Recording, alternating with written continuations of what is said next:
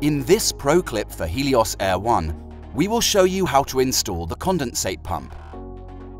Please observe the safety information in the corresponding installation and operating instructions. Before starting installation work, check the delivery for completeness.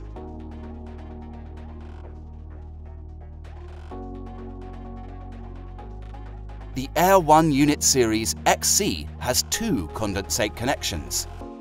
The condensate connection must always be on the exhaust air side.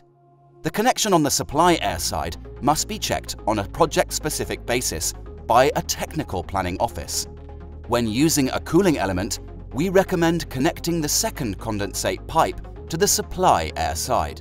If the condensate pump is used for the supply air side, the marked screws on the condensate pump should be removed and the components should be reassembled accordingly. Remove the cap from the pump unit. Then connect the pump and float unit together.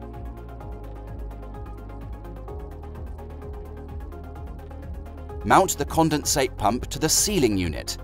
Screw the condensate pump to the middle service door for this purpose. Then connect the float unit to the condensate drain connector. The hose can be shortened on the long side. Fix the hose to the two connectors with the cable ties.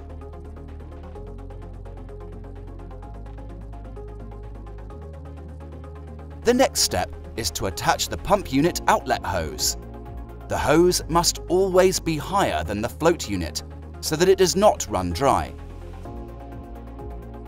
This is followed by the electrical connection of the condensate pump. We recommend connecting the condensate pump to an external power supply so that the condensate will always be pumped out, even after a unit shutdown.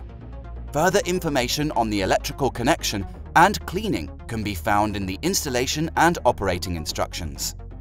More information on Helios AIR1 can be found on our YouTube channel and HeliosAIR1.com.